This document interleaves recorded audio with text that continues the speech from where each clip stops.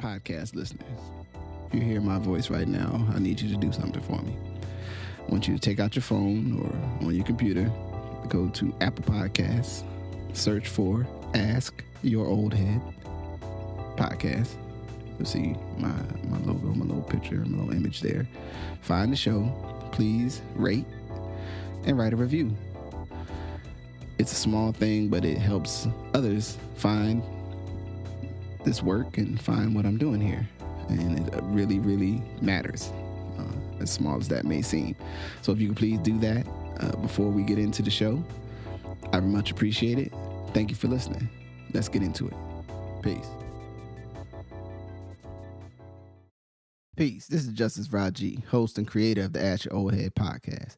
And this episode is my official 2021 kickoff of the core Ask Your Oldhead Podcast episodes, in that, it's not me and Majestic today. It's me and the good brother who had the pleasure of interviewing Keith Mascoll. Keith is an actor, a creator, a healer, as I see it. He's starring in a great live performance called The Triggered Life, and let me say better, a multi-century, multimedia, post-traumatic story. It's playing here in Portland at the Portland Playhouse, starting actually today through April 4th. I will let Keith get into more of the science and the details of that. But if you enjoy our conversation, are intrigued, and you want to learn more, please hit the links in the show notes and go get yourself a ticket. I mean, it's set up and ready to go so that anyone can connect. Pricing available so that all walks of life can engage. But it's really, really important content. Looking at how sexual trauma and the culture and values that teaches men to suppress their vulnerabilities, lead to great harm in men's lives, especially men who have been harmed and been victimized and been traumatized, and most often by ones that they love or close to them, and how we deal with that. But I'm gonna let the art speak for itself, and I'm gonna ask you to tune in, hit the links, listen to our conversation, and if you're more intrigued, follow up. I'll also have some links on where you can find Keith and his other creative works right there in the show notes. So without any more rip rap from me, let's get into the show. Peace. Peace. This is the Ask Your Oldhead Podcast, and today my guest is Keith Mascoll, actor, artist, healer.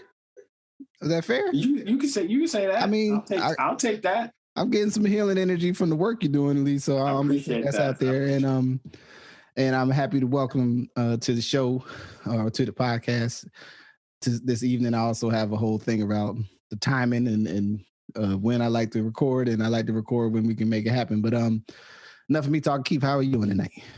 Man, I'm blessed. I'm a little tired just because I'm doing a lot of work, but I'm blessed. I'm blessed to be here in Portland. So I think maybe to get us started, you're here in the city doing performing your play, or the play co-written by, hold on, I have my notes in front of me. John Oluwole ADEkoje. Peace. Yes. And could you just tell quickly, or in whatever amount of time it takes, the basics of what the Triggered Life project is about? So we have, my name is Keith Mascoll. I'm also a sneakerhead as well, besides those other things the brother said. But in terms of the Trigger Project, we have three aspects of it. I have a one-man show called Triggered Life, which is here now. And it is part of our mission. We are shattering the silence, nurturing the healing of Black and brown male survivors with the use of art.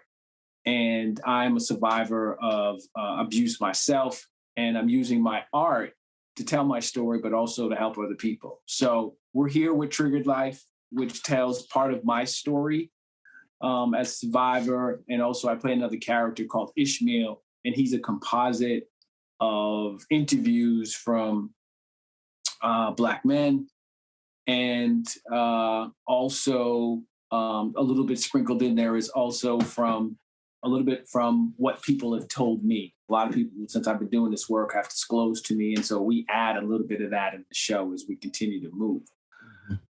The show is approximately, the experience is an hour and a half.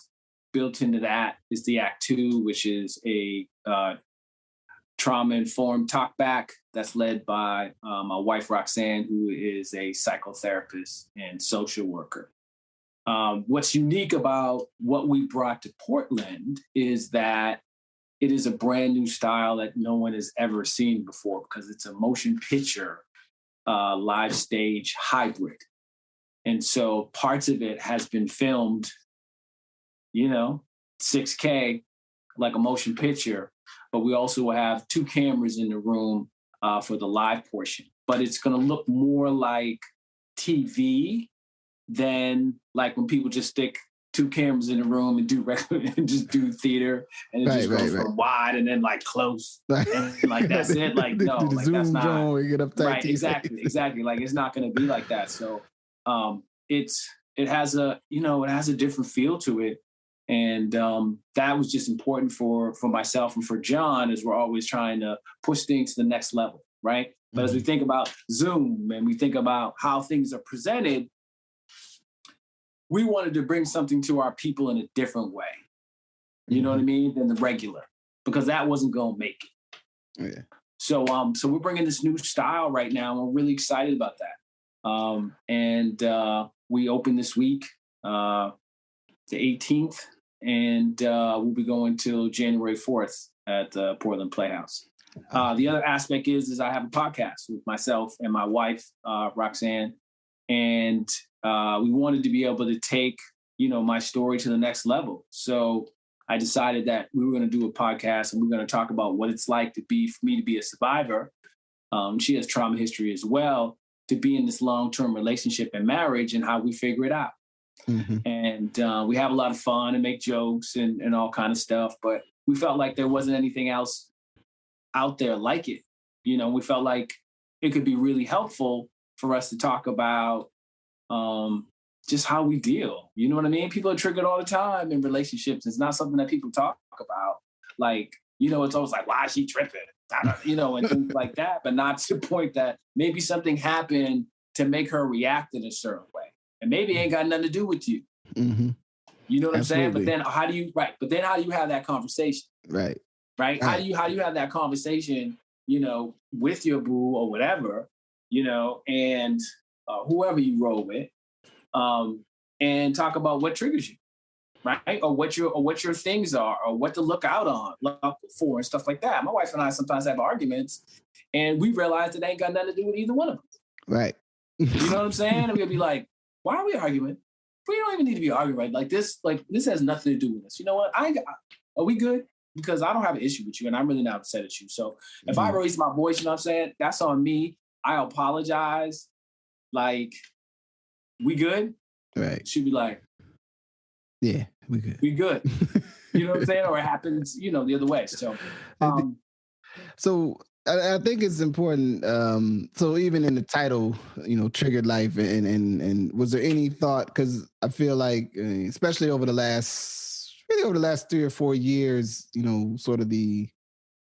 there's been at least an attempt when you're speaking about someone being triggered, like in the media, like kind of to almost discredit the idea that you could be, because like kind of the other side of that safe place conversation is sort of like deriding the idea. So, is there something that you could speak to, or is there any intention in calling it the Triggered Life to kind of to bring some positive intention or some thought to the concept of being triggered? Like, was that in there? Oh, no, most definitely. Even down to our website. Our website is www.triggered1.com, because I'm a triggered one, right? I'm living the triggered life. I live the triggered life every single day. Mm-hmm. You know what I'm saying? Where things are happening and there's a lot of stuff happening, and I react to that. You know what I'm saying? So that's the reason why we wanted to call it also the Triggered Project, and the logo is specific to, it's happened to be my head and stuff with a brain and things like that, because, there is, and this is something that we kind of have in the show as well being, multi-sensory, right? We want to show actually the feeling and expression, but sometimes also what happens in the brain as well with the colors and the things that we use and the projection, because we want people to kind of see what that process is. It's not something that, we are able to break it down to what happens. But, a memory, a word, a smell takes us back in so many different ways. And it can be a positive way that you can get triggered to a great memory. Mm-hmm, mm-hmm. You know what I mean? Yeah. There's a duality. There's a duality as that too, which, when you see the show and stuff like that, it's, it's a part when dude talks about, running the bodega when he found some change in the street. Back then you could buy a ring pot for $0.25. Now I charge you 50 cents or something outrageous like that, right? They play Spanish music in the bodegas all day, every day. Where's that going to take you back from being being from Jersey? That's going to take you back to that area, and you're gonna be like, damn, you're gonna be able to smell the street. You're gonna be able to smell the bodega, right? And your friends, as you ran from the basketball court and you all stinking and whatever, like you're going to have all these memories and you know what I mean? You're going to have that, all that's going to come back. And that's important that we use, we're using that word. And it is kind of a buzzword in some ways, but we clarify it. Indeed. Well, I always think in our society, like concepts get out there, right? They get out there in the world and And I always say, like, an idea can take on a life of its own, and it's kind of the responsibility of those who know what it's about to try to preserve the meaning, right? And we've been in thankfully I've had the opportunity to kind of interface with you a couple times since, prior to getting here, and since you got here, we had you in the town hall last week. And something I wanted to share is, with the multi-sensory reality, like, my father passed when I was really young, when I was 5. I'm sorry to hear that. No, thank you. And there are certain things that take me back to like that day. I don't remember everything that happened that day, but I know that those things happened in that window, right? There's a smell that I to my life, I can't explain the smell. I call it, it's a sort of a plasticky smell, but it's not a plasticky smell that I remember smelling in basically somewhere within the window when my father had a heart attack. There's a Stephanie Mills song that now it doesn't do it as much, but for a long time I would just get the wild sadness when it came on, because for however it happened, those two things were associated, right? So when I first started learning about biopsychology and the relationship between the brain and your feelings and the role your amygdala plays and memory and all that stuff, as I got older, when I got in college and after, it was like, oh, that's why I'm feeling how I'm feeling when certain things happen, right? And I don't think many of us realize how many things are happening in our lives that are like, I'm upset right now. I don't really know why I'm upset. And so then, you might, come at your partner, you might come at your friend, you might go get into something in the street. Right. But it didn't have anything to do with that person. It had to do with something that you were reliving. That's right. Yeah. And is there anything, folks, because I don't want to spend our whole time on the show, because I'm hoping, I love the show and I'm going to see the show. I'm going to be there on the 19th.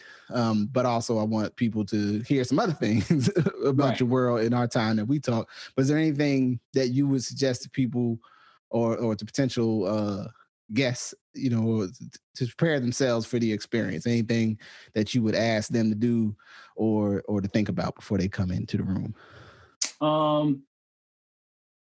One thing to know is that we will have support in the room for anybody who, may need to talk to somebody or whatever, because you will be triggered for sure.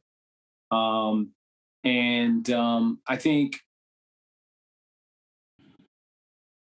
think a lot of people come in being afraid of it. You know what I mean? Afraid of the topic, afraid of what's possible in a lot of ways. And that's the one thing, with being here and talking to different folks about it, where some people just run away. Like, why would you talk about that? You know what I'm saying? And, have an open mind. I would say that. And, self-care all day. Self-care all day. Make sure you're taking care of yourself. Make sure you're in a, pretty good space. And whether it's a meditation or, whatever that is, I would say that, So, but the last thing I will say about just Trigger Project in general is, the third component that we've been doing is inner monologue sneaker art project. And so I took 10 kids from across Portland and, helped them write a monologue about manhood and resiliency and, what it's like to live this Zoom life because nobody's asking them, and then what it's like to be Black and brown during this time, of the BLM in Portland. Mm-hmm. And so we're able to do that. And also 3 words to define them. And then we did 3 weeks virtual. And then this last Saturday, we had our final event. And, we wrote about resiliency and stuff. And then we wrote those 3 words on a mini custom Jordan shoe as a political act, but also so they could control the narrative. People want to look at them and make judgments about who they think they are. Mm-hmm. And the kids were able to write on their shoes so people know who they are. Mm. And it's really, really powerful to have them do that. And so we did that in front of a sneaker therapy that I call it mural. We decorated the community space next door with a huge banner, and on the side, you got to come check it out. It's bananas because that was my first form of therapy, sneaker therapy, and I talk about it a little bit in the show too. So okay, well, one, so is it in a public space? The yes, piece is up. It's in a public space. It's being displayed right now in the community space. Right next to the Playhouse. So it's up now. There's lights on it. It's dark right now. It's lit up at night. Okay. Like you can't miss it. Can't miss it. All right, I'm going to pull up when I get to holler at you, then to take a look. So you've mentioned a couple times sneaker therapy, and I don't want you to tip anything that's in the performance, but I can imagine, as somebody who has professed themselves to be somewhat of a sneakerhead. And I always like to frame for myself. I'm not a sneaker person on the level like I can name every shoe that was like people like that was the so and so 17. I'd be like, I'm sorry, y'all. I don't want to fail the test or nothing, but I know the sneakers I enjoyed over my time, and I understand the profound joy of getting and having a fly pair of sneakers. No question. Especially as a young person, because it's one of those few things you might be able to, get your moment of like, hey man, y'all see me in these, you see me. Mm-hmm. But can you give us a little bit about the sneaker, like the how sneakers played a role in your own, sense of healing and finding some joy in life? What's some of the highlights? Well, I mean, basically when I was, looking back and, John and I were writing and stuff, and this started off as just the other character, Ishmael character. Mm-hmm. And he came to me and he said, I need you to be in this show. And I'd already been writing. And so through that process, I started thinking about it, like, well, how the heck did all this sneaker stuff happen? Like, and then it hit me that I was, gym class, whatever, didn't have a shoe to wear or whatever. It was too small, blah, blah, blah. So my teacher gave me a pair of Nikes. And it was on my worst day. I was really feeling terrible. It was about when the abuse had kind of started and whatever. I was feeling awful. And I put on the shoes and I had one of my best games. You know what I'm saying? And like, all of a sudden I felt better, somehow I felt secure and stuff like that and grounded. In these pair of Nikes. And after that, I kept trying to get that same feeling, to feel grounded. Mm. You know what I'm saying? And so, and always having being able to put a shoe on your feet, you always feel a little bit better about it. So, when I started, working in high school and things like that, started buying shoes and stuff that I could afford, and then was working in the industry for a little bit. So I was getting shoes all the time. So like, so it just, it started to really swell. And, of course it gave me a sense of style and things like that. But, I'm almost a different person, playing sports, play soccer, play basketball and stuff like that, D1 athlete and everything. And, there was something about I could defend myself in a way that I couldn't during the abuse. Mm-hmm. When I had shoes on and I played sports. You know what I'm saying? You go into the court, I wore whatever I wanted. I didn't care. You know what I'm saying? Being a little skinny dude trying to play ball with dudes that are 6'5" and 6'4". And I played bigger. Mm-hmm. You know what I'm saying? It was like I said, I felt like, you know, I felt so powerful that there wasn't anything that I felt like I couldn't, you know, that I couldn't do. Mm-hmm. You know, playing the one on offense, on the defense, you know, you got to guard a dude who's 6'5" and 6'4". What you going to do? You're going to fight through. You know, get in there and make it happen. So it kind of became, part of my identity in terms of, you know, getting different types of shoes that no one else was going to wear. I was going to wear them and didn't care. But off the court and stuff, I just always felt better. You know what I'm saying? And, you know, when you get a fresh pair, it's like, they felt, you know, you get that same feeling. You know, at my height, I had 100, you know, I had 100 by my bed in rotation. That was just rotation. You know, I say it in the show, sneakers are like loose change in my house. Legitimately. Like it was like for real. Like you look under the, you know, you look and you say, oh man, I need this. There's a shoe. There's a pair of shoes. Like, yeah, what's in this box? Exactly. In between the mattress and stuff like that is, oh my God, look, I found a pair. Oh man, I found a pair of shoes. Word. You know, it's like, you know, when you reach into a pocket and you find $100 bill, like that's legitimately how it was. I'd be like, oh, dang, I forgot about these J's. And so, you know, it was just really trying to understand it, but it swelled to not just sneakers, but then it went to the promotional stuff. You know what I'm saying? And then it was like, you know, I have to, you know, my mother was a big hairdresser, whatever. I cut hair. And so I ended up having the Nike barbershop. You know what I'm saying? So I have all these rare artifacts and stuff that most people don't have. I got a Jordan light box. I'm like 89 or something crazy. Like, you know, like it started really swelling to that level. And then it turned into a sneaker boutique, you know? So it's always been part of me. And, you know, it was crazy when I really figured out, you know, where it came from. And, you know, I still love it and whatever, but it's not the same that I've, you know, tried to come to deal with the abuse. Right. You know what I'm saying? Because I don't have to feel that void. However, I do know how to put on the right pair of shoes if I'm not feeling that great on a day. Indeed. Is there any shoe, and I'm not good with the top 5. I don't really like making people pick that sort of thing.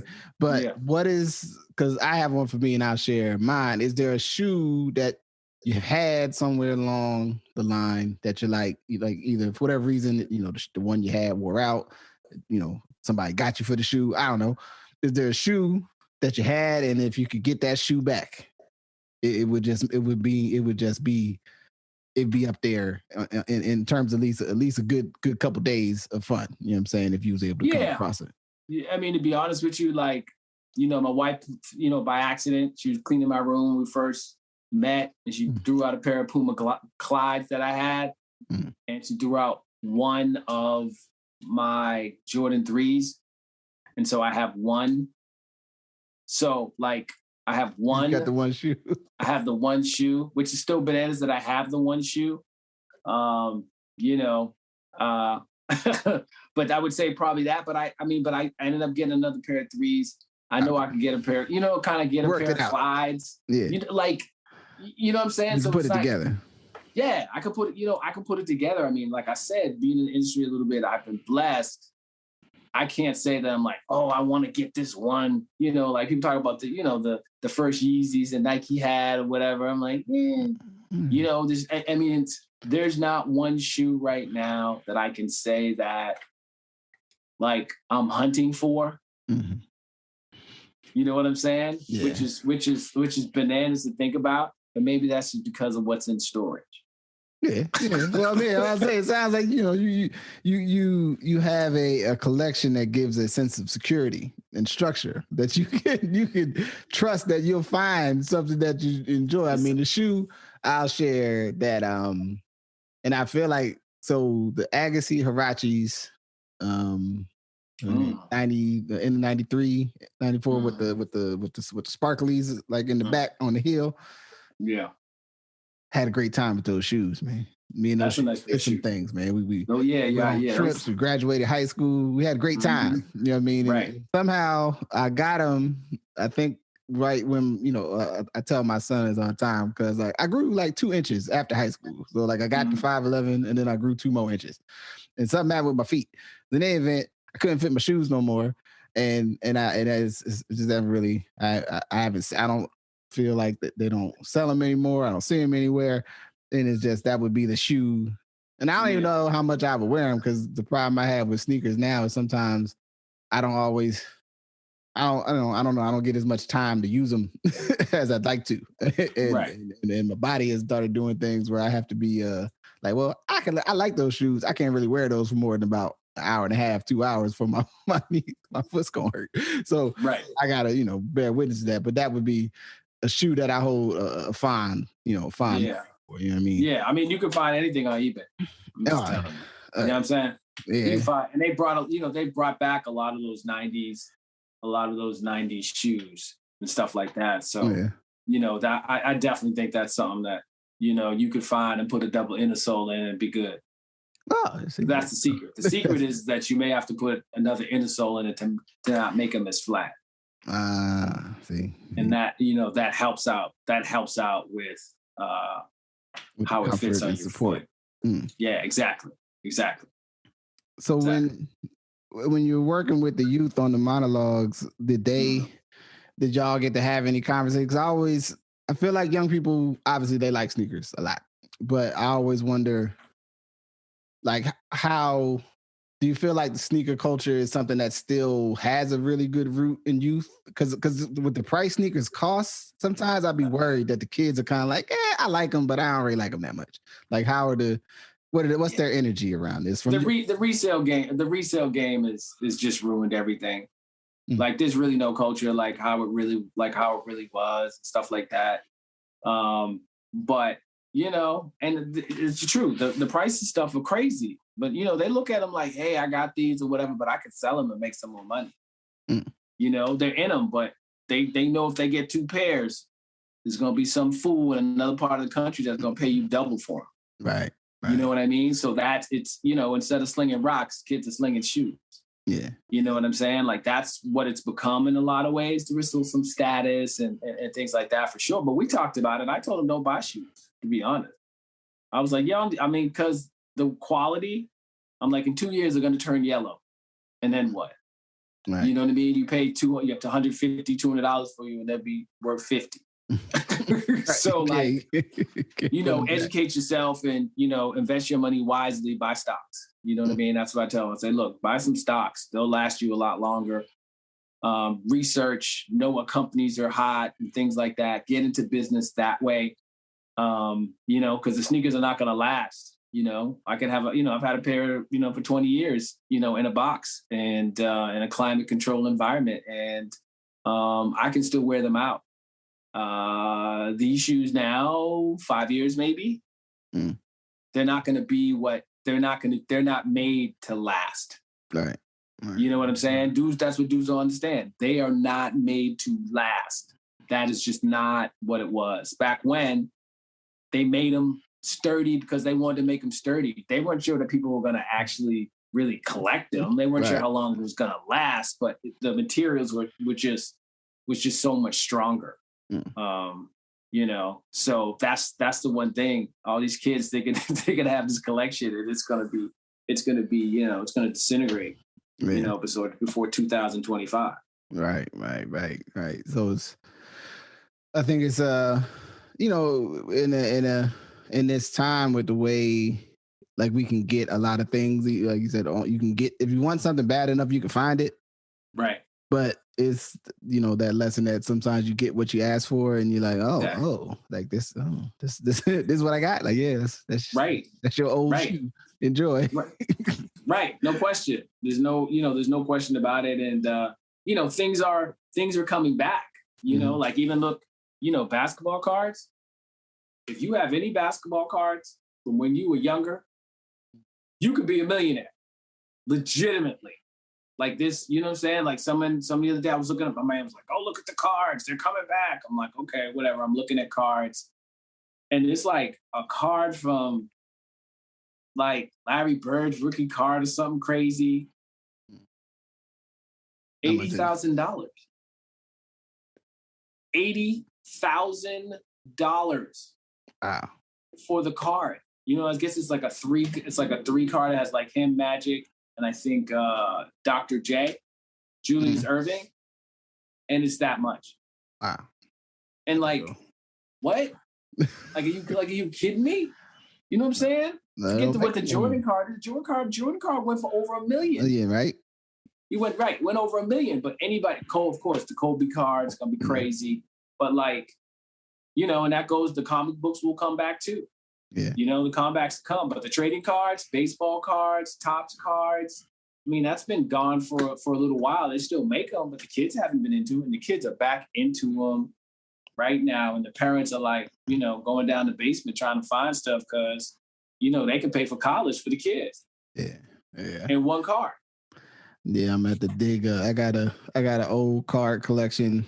So I was doing for a hot minute football cards, trying to do basketball cards, and then I was trying to venture into baseball, and I enjoy baseball as a sport to like participate in, but right. I just never, I don't know, I couldn't get into it. You know what I'm saying? On watching it and tracking it. In any event, I bought some cards though from a peer. I was like, yeah, I'm gonna get started. I'm gonna make my baseball collection. So I have a bunch of cards at my mama's house. Actually, oddly enough, they're in a safe, which is hilarious, but it's only because we got this giant. It's a long story, but there's a safe, and the cards are in there, and I'm at some point go somebody, look, I'm sure you're gonna get me for some of these, but this is found money as far as I'm concerned. Take a look, write me a check. It's yours, man. If you go make 50% off what I bought it, hey man, more power to you. But I can maybe, you know, take care of something. I can, you know, put something, sock something away from my nephew. Look, I'm telling you right now, you sitting on a lot right now. You might be able to get a house. You know what I'm saying? Man, how you turn that John Concat card into an opportunity? For real, I'm telling you, man. I'm telling you. I found out when we were out here. I was like, what?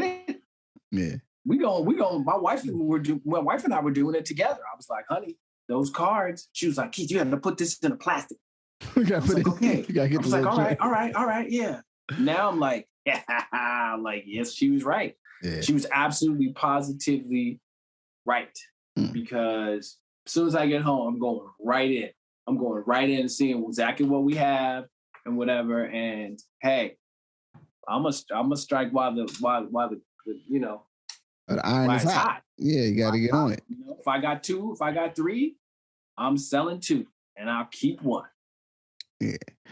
So a couple things I was thinking about. One, I want to pivot to you brought up your wife and the role, and so I got to listen to. I didn't get to listen to all of the episodes that are up at the podcast, but I got to get into a couple of them.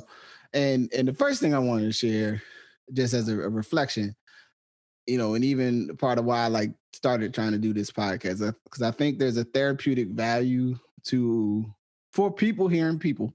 I think there's a specific therapeutic value for Black and brown people to hear ourselves talk about just about anything, but especially anything that is, you know, somewhat positive or at least it's the truth. And I think hearing you two talking to each other, and even in the first where your wife says like, well, I've never really done a podcast. I'm not really sure how I'm supposed to talk. Kind of like she's just like, I don't really know what I'm supposed to do in here, right? But I think that there's something that's there that's important. Was there any particular like setup or conversations that y'all had, you know, before you started recording, or did y'all just jump in? Like, what was your approach to trying to start working on it as a couple? Look, man, I was like just like this. I said, babe, I got this idea. We're going to do a podcast called Living a Triggered Life.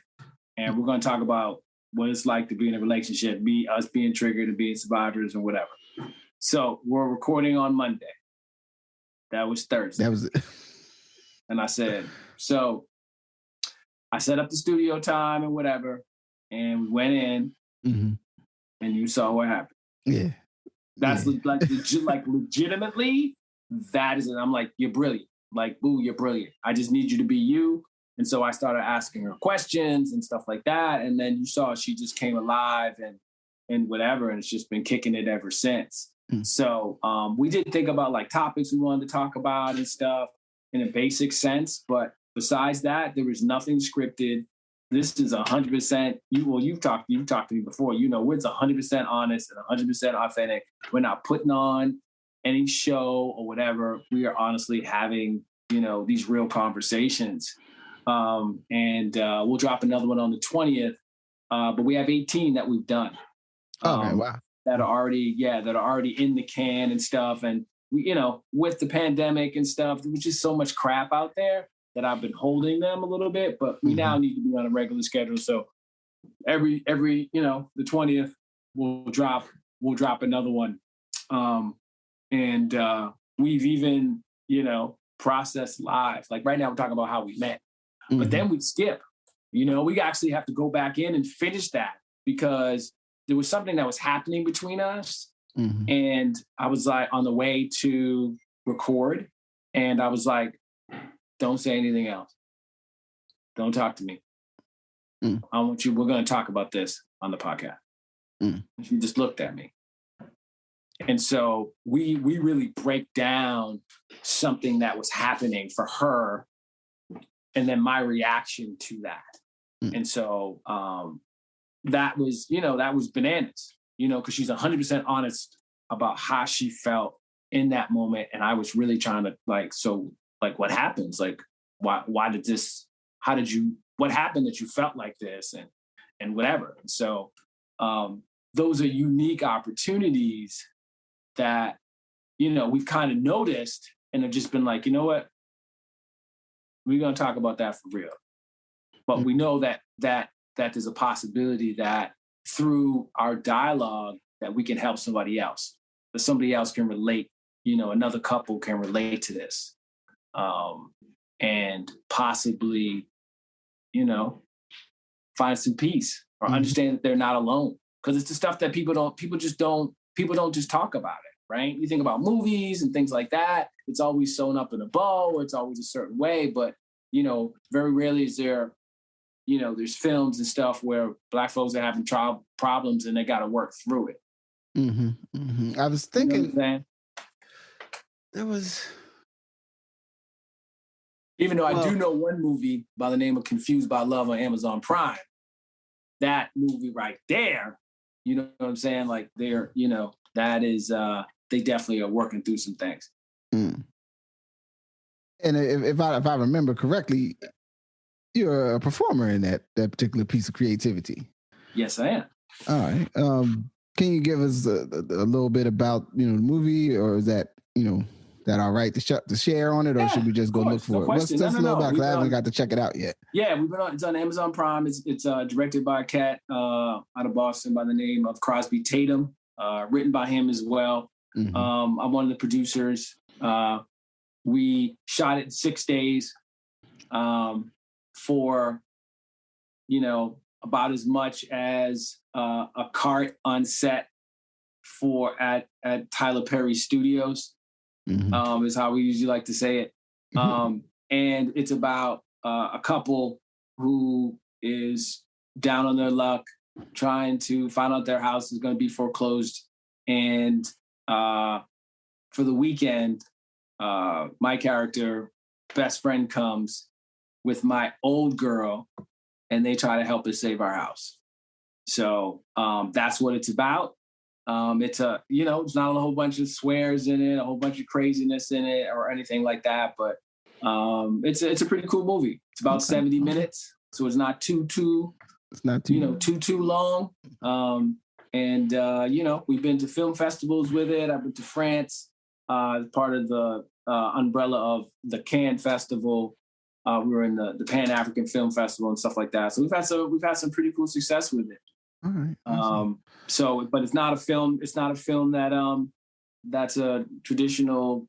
You know, it is a traditional Black film, but the fact that these characters are working through and accepting some of the flaws that their partners have, Mm-hmm.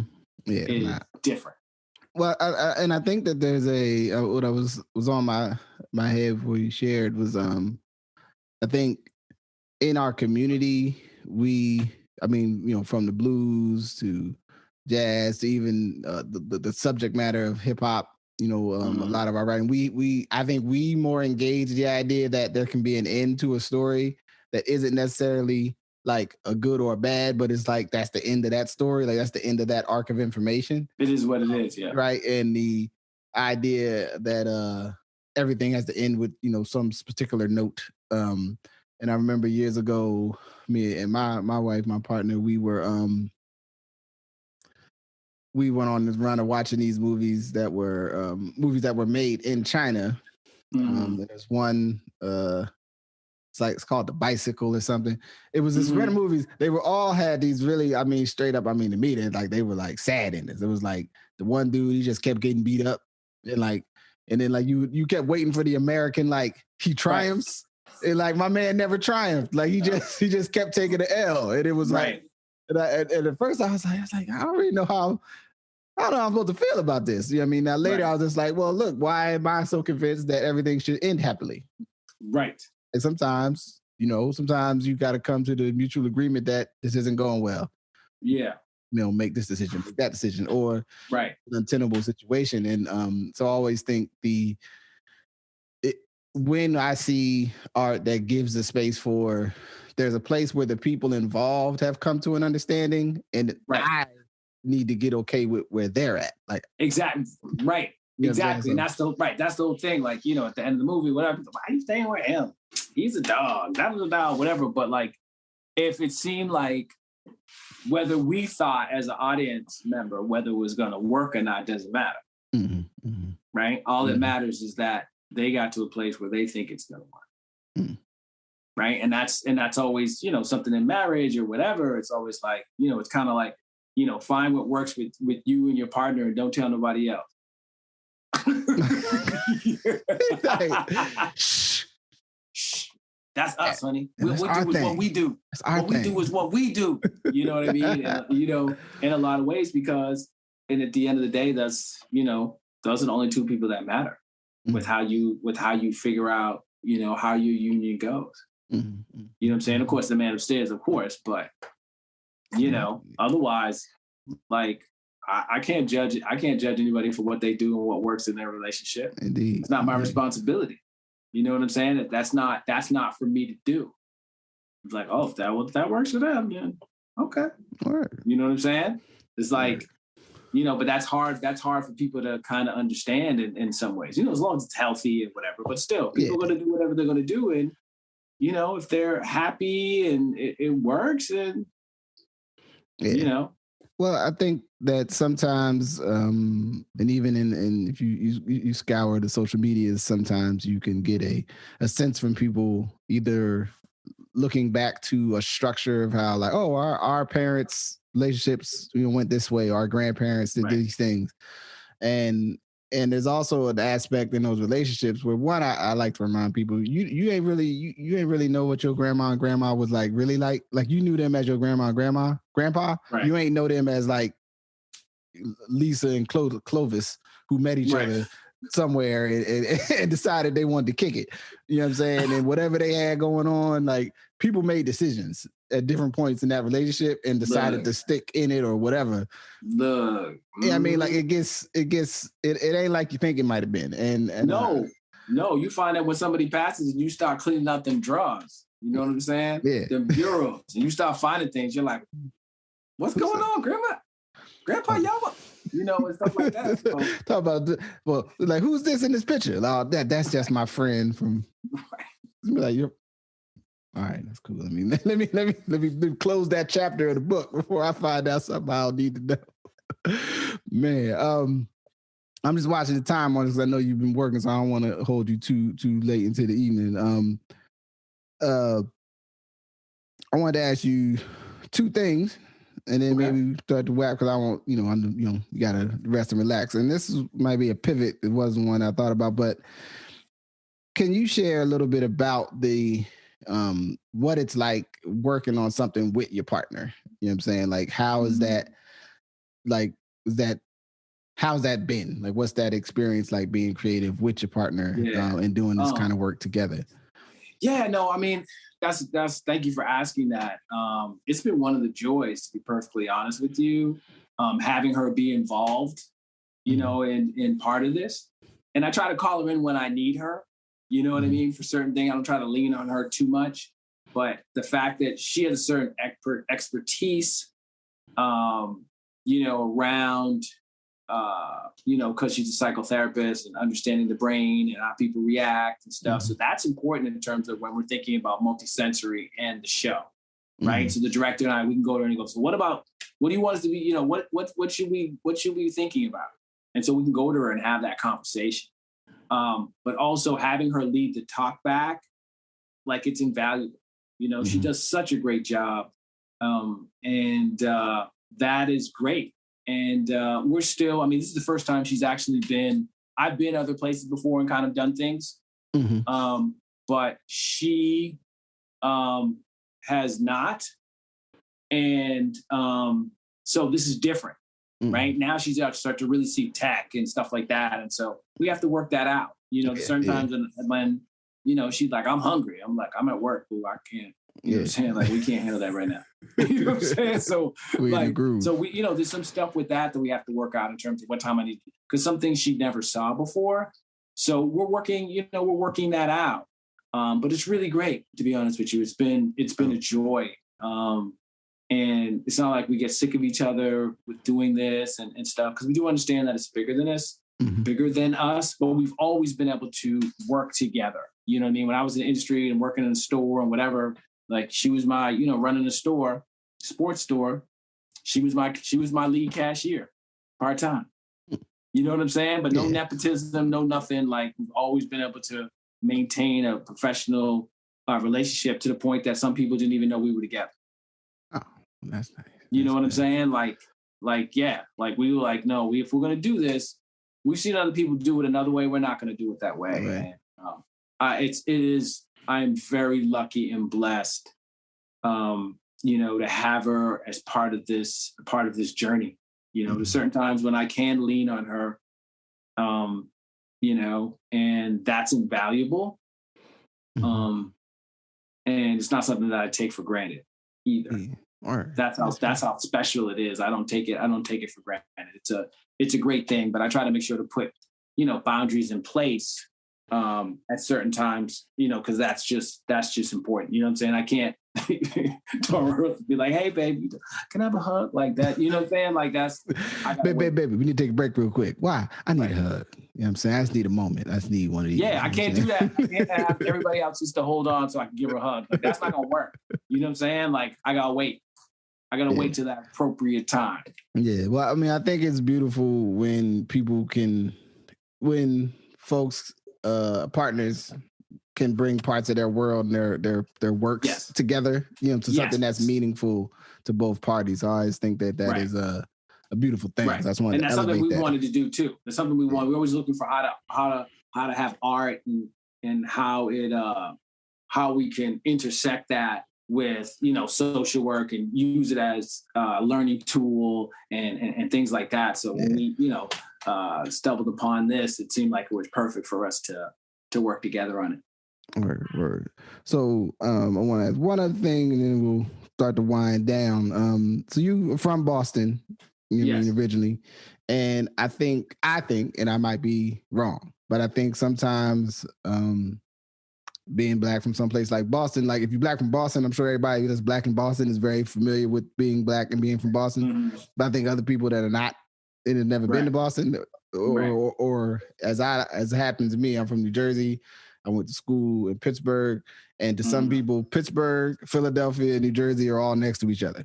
And I'm like, those are actually wildly different places. Right. No question about it. So is there something, and then if anything, folks go, well, Bobby Brown and New Edition and them, they from Boston. And then depending on where you at with hip hop, you got Ed O.G. and the Bulldogs. And then, you know, and then maybe Benzino. They might bring up Benzino, they might not. I don't know if they will or if they should. And I don't want to get you into no trouble. So I'm just saying, for the record, you know what I'm saying? I said that. You know what I'm saying? Just put it out. No, it's fine. And so let me also clarify too, is is that I'm from the Boston area. Let me be clear. You know what I'm saying? I'm from Cambridge. I'm from Cambridge. You know what I'm saying? Where Patrick Ewing grew up and things like that. Was always running in Boston and stuff like that. So, you know, I don't want to lie.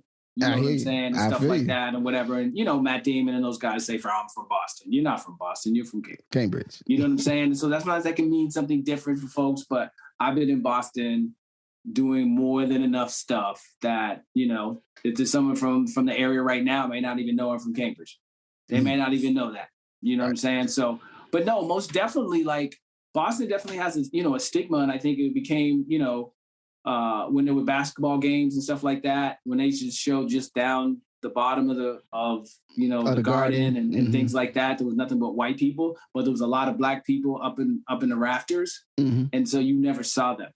And so that's why people thought there was no black people in Boston. And there's a lot of black people in Boston. There's a lot of West Indians in Boston. Better believe that. I'm Bayesian myself. So, there's a lot of rich history. You know, even some people say, we out here and there's all these Celtics fans out here. I was like, why are all these Celtics fans? They were like, because they had the first black people. Now, that's a different perspective when you live in Boston. You're like, oh, those are just white teams. You're like, no. Bill Russell and the rest of the crew, those were black dudes. Yes, they talking about Albert steals the ball and all the rest of that stuff. But like the main dudes were black dudes. You know what I'm saying? Even when Bird was there, it was still mad black dudes and then make it happen. DJ Parrish. Else. Yeah, but most of the time people do not think there's not a serious black presence in Boston, and there is very segregated and stuff like that. But you know, it's funny that you talked about, you know, Benzino and stuff, but I think the accent turns a lot of people off, to be honest with you. And that's also part of the stigma. Because the accent is ugly. Like, I'm sorry, but it is. When you hear it other places, you're like, come on. Like, you're really going to talk like this? Like, come on. You can't. Like the Pats or the Celtics. Like, really? Like, it's like, come on. Like, you know, what the bleep. Like, and stuff. Like, it's not cute. Right. And it's not cute on black folks. So that just turns people off, you know, entertainment wise and everything else. If you don't have it, I don't have it. So I can do it, but I don't have it. And so people accept you a little bit more. And, you know, even out here, you know, I've had a little more acceptance, I think, because I don't have it. You know what I'm saying? People are like, you know, you kind of have East Coast vibe, but then again, you kind of don't. Like, I just kind of like trying to figure out where to place you. They're like, yeah, they're like trying to right. You know, people do in Portland, they give you the once, like, are you full of it? And then they wait, and they go, no, wait, are you full of shit? And then they wait, and they go, all right, you okay? Yeah, you cool. I'm gonna listen to you a little bit more. Yeah. All right, you're good. Like, you know, that whole process. Absolutely. And, you know, like, it's a little extra process than it is, you know, other places, I feel like. But once people open up their arms, man, the love is crazy. So thank you, you know, and the fellas for showing me love, man. I do not take that for granted at all. Oh, word. You know what I mean? Like, I don't, you know, that's a beautiful thing. And, you know, being able to be, you know, accepted in some circles out here, man, like that's special because it doesn't happen. I got friends who've been here for 10 years. And I've been able to roll places and talk to people that they have no idea about. You know what I'm saying? People here that don't even know about post-shot. Like, what sense does that make? I don't understand. I don't know. Well, you know, as all cities, they have their ways, and yes. Yeah, I mean, and I think we talk more as offline about the deep inner nature of the. You know, I have a whole theory about, you know, this city and this space, but I think, you know, and the reason I wanted to elevate that, and I appreciate you for bringing up, because I always said this, like, for Black people, and within the context of the diaspora, like, it's real important that people are specific about where you from, right? Like, and it's not you know, it's a thing that's important so that people know that you're where you're rooted, how you get down a little bit, but also that there's appropriate respect that, you know, right. You know, when I say I'm from New Jersey, that's where I'm from. specifically within New Jersey, I'm from Trenton and Willingboro. You know what I'm saying? I was born in Trenton and I grew up in Willingboro most of my life. I know about Trenton. You know what I'm saying? And if you know about Trenton, you know, and I remember the day when I went to college and I had to say, you know, but where you from? And I was one to say, because I was so used to growing up in Willingboro saying I'm from Trenton because that's where I was from. But once I left Willingboro, I had to be from Willingboro. I couldn't be from Trenton no more. I had to be from Trenton, second place. You know what I'm saying? And those ideas, you know, for some communities, they're just like, no, I'm from Philadelphia. I'm like, no, Willingboro's 15 minutes from Philadelphia. It ain't Philadelphia. And I don't want it to be Philadelphia. Philadelphia is Philadelphia. Now, I love the Delaware Valley. And, it's, you know, I have many a great joke about that being the place that my folks have strode for many a year.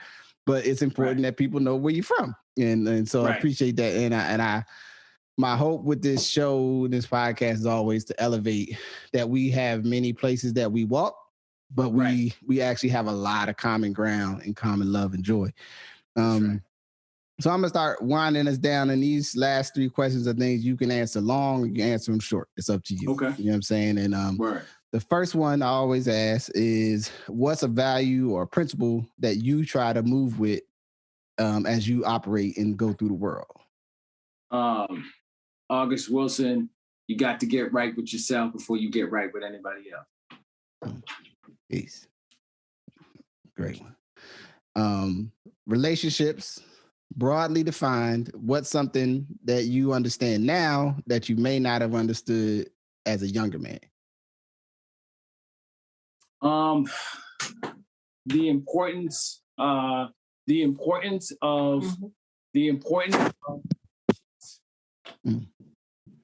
and listening more than you talk. I like that. I'm just gonna let that marinate for a second, and then I'm gonna close out on what's just something that's really important to you right now. Like, what's just something that's at the top of the heart, top of the mind?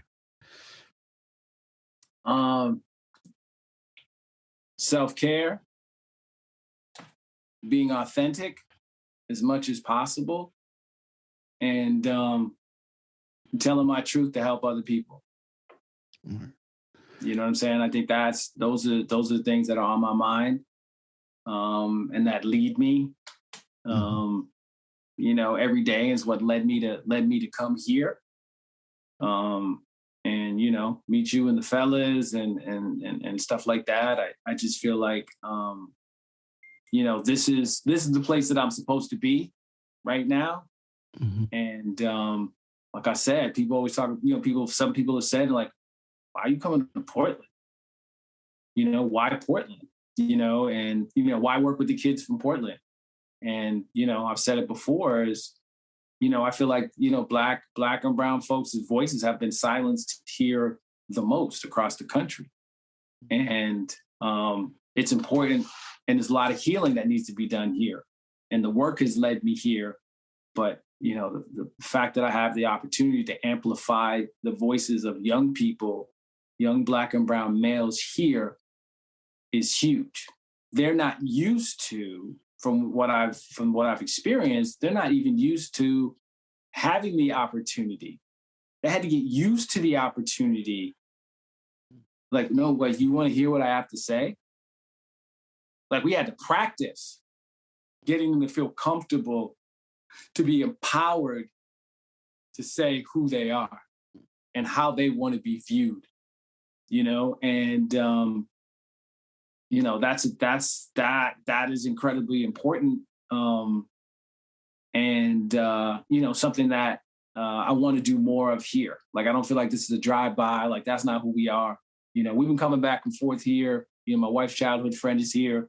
One of my other homies is here, and a new homie's here. So we feel like, you know, partnering with, you know, Portland and people in Portland, like, this is just the beginning of a relationship. This is just beginning of the work. And we're excited and blessed. All right. Well, Keith, thank you. Thank you for coming on and sharing a bit of your story. I will make sure to let folks know again, one is the Triggered Life, a Requiem for Healing. That's the full name of the play, or the multi-sensory multimedia experience. You know what I'm saying? Yes. But also, check out the podcast. I will put links in the show notes so folks can find the podcast. Awesome. Hopefully at some point, public health and everything else, that we'll get a chance to meet, to hang out in a more robust way when you're in the city, right. and also you and your wife. But in anything, man, much success. And I look forward. I will be in the show on the 19th awesome. as an attendee, and I've got some extra tickets. I'm gonna give some tickets to some family, try and get them to participate and check it out. And I appreciate you, and I thank you, man. Yeah, man, I appreciate you, and you know what I'm saying, it's always good talking to an old head. Oh, one love. I appreciate it. I'm gonna say peace. I'm gonna hit the. Thank you for listening to the Ask Your Oldhead Podcast with Justice Raji. Thank you to my guest, Keith Mascoll. Please, if you, like I said, if you intrigued, curious, or you found anything in our conversation, something that you want to go more or learn more, please hit the links in the show notes. Look for the triggered1.com. You can go right to Keith's, it's the website where the core of the project lives, in terms of, you can find the podcast there. You can find more about the story behind all of this, and jump in. The play is playing at Portland Playhouse. Since it's online, I don't know if there's any restrictions. If you somewhere else in the world and you want to jump in, you want to see and experience it too. Like I said, there's 4 affinity nights, meaning a night centered for Black and brown people. You know what I'm saying? To be in our own space and own skin right there. You know what I'm saying, so to speak. And it's really, really important that we use art and creativity and all our other disciplines to create the space for folks to learn, to heal, to talk. So I ask you to jump in. In any event, Ask Your Oldhead is a podcast created by me. And, at its core, I'm about, the well-being and the transfer of healthy sense of manhood, what it means to be a man in this day and time. And I hope that you got something useful and healthy from our conversation. You can support the podcast by sharing, by listening, by subscribing and rating wherever you listen to podcasts. You can also support by becoming a patron on Patreon. I'm not going to go super deep, but just search Ask Your Oldhead, take a look at what it says, and jump on. I'm planning way, way more this year with this season of content. And hopefully, it'll be worth your investment. At the minimum, though, you can always, like I said, share with a friend if you enjoy or take any value in what we're doing here and what I'm doing. And, I'm going to keep on going and keep pushing. So with that, please be safe, make good decisions. Don't take no wooden nickels. Don't spend your stimulus all in one place. You know what I'm saying? If you ain't got to, you know what I'm saying? But you got to pay down a bill, man. Handle that. In any event, man, I love y'all, and be safe. Peace.